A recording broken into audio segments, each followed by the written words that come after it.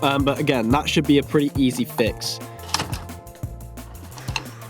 In the business, we call this foreshadowing.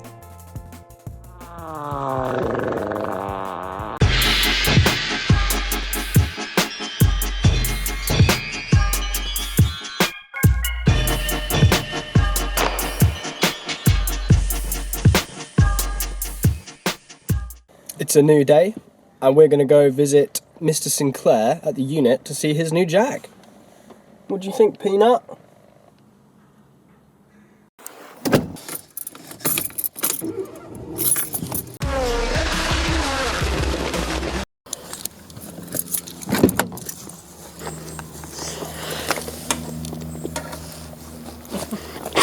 That's nuts. When you're stretching on a 265, you know you've overdone it. Nice.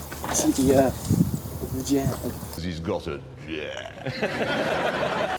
We drove it there on brake cleaner, and then I sat in the bonnet, Yeah. and Donny Javis drove it up, and I had to tell him not to crash about 40 times. It was a nightmare. Look at this weapon then. Polish. Damn. Oh, it's got a red grill, Tom. Yeah.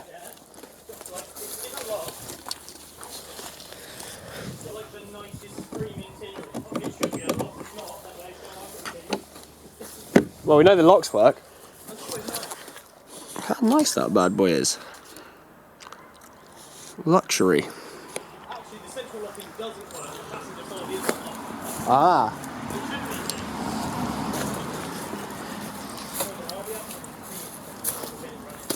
Check out the sunroof. Yeah, the sunroof ain't great. Oh. She's so luxurious inside. Really lovely. Basically, my goal for being up here today is to get that running so I can MOT it.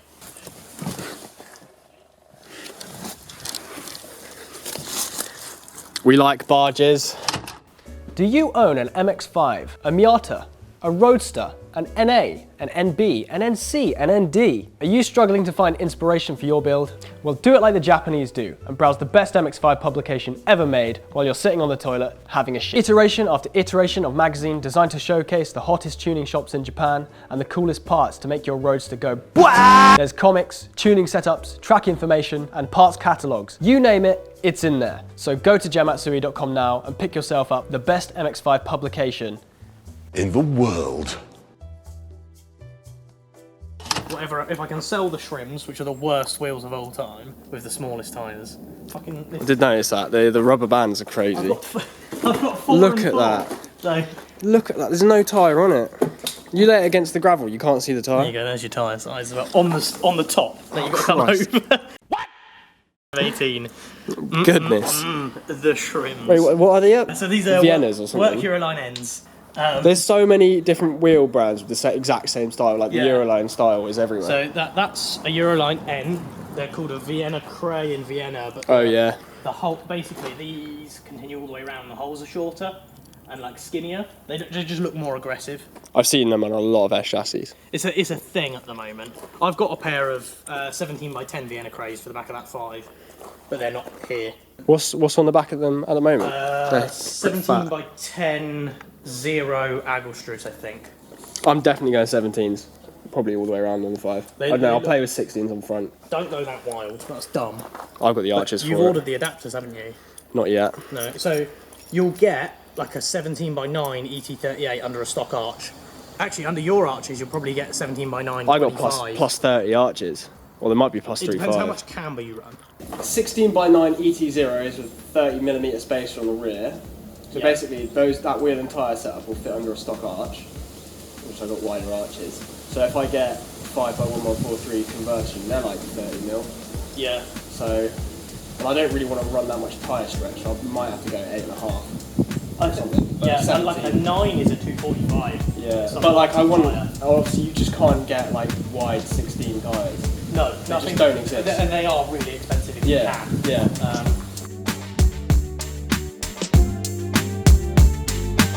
I grew up on the crime side, the New York Times side. Staying alive was no job.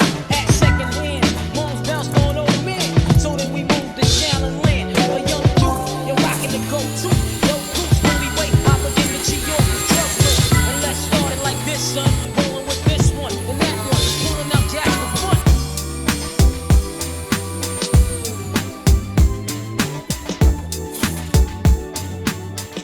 So after some cutting on this rear section here, this is a good opportunity to show you the laminated construction of the Mark II onwards MX5s. I think you might be able to see there. But it shows you those multiple layers of metal, stitch or seam welded together. And that is part of what is responsible for the Mark II MX5's infamous rust issue. Basically, water ingresses in between these laminated pieces of metal and gets trapped in there and rusts from the inside out. So you can see here, this is the layer of metal that you can see from the outside, and there's one inside and then there's one on top, which you can see, obviously, looking down. So you can see I've also modified the cut which I made here. It did go straight across there, but this is a seat mounting point, and you can see through to the gravel through this screw hole.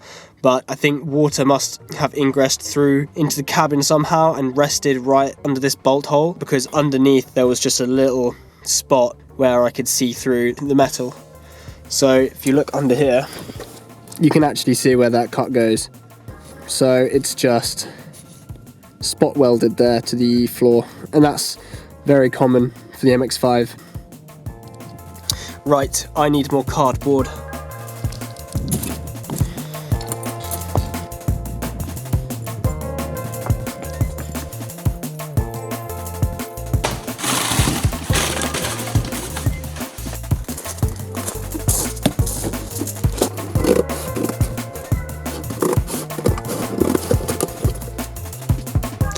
Lovely.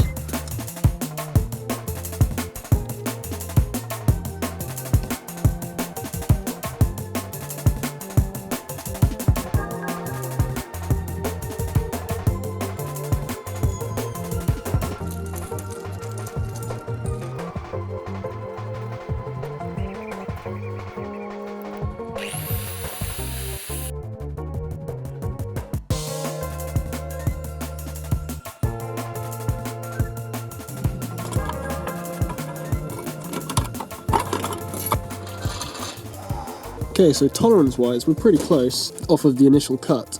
Just a little bit here to take off, a little bit here to take off, and a little bit there to take off, and it should slot straight in.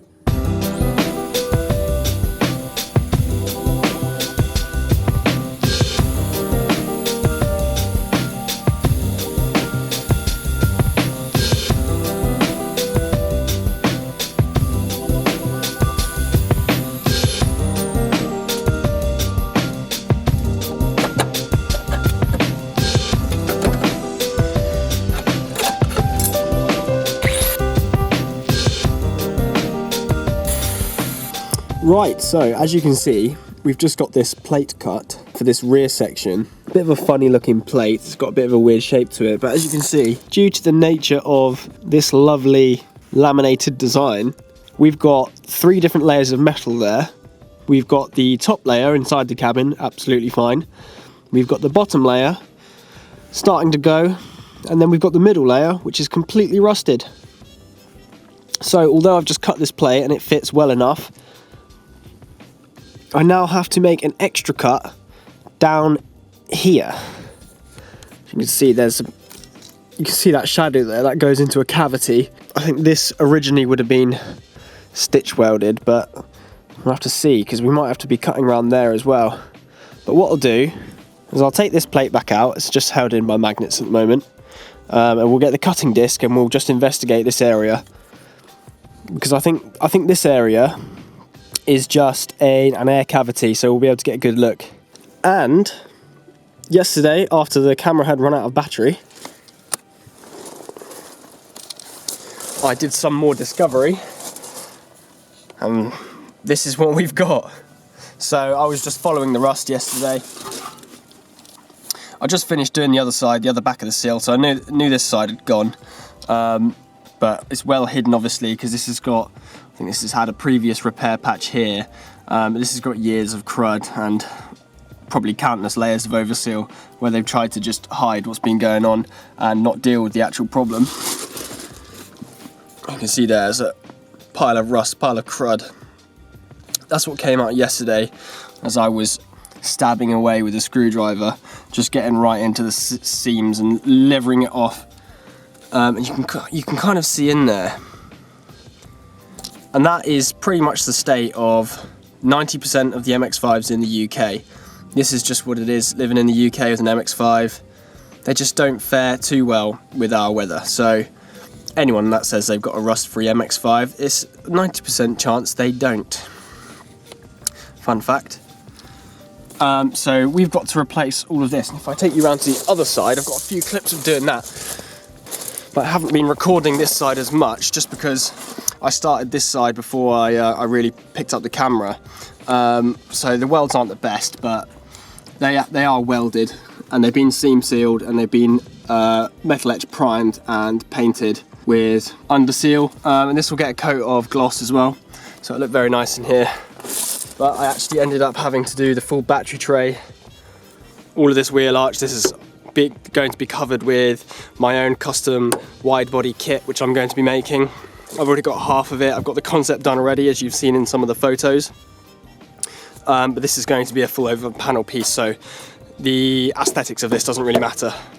And this actually turned out quite well. This turned out exactly how I wanted it to. So yeah, the full battery tray underneath. I still need to finish painting that up and seam sealing that.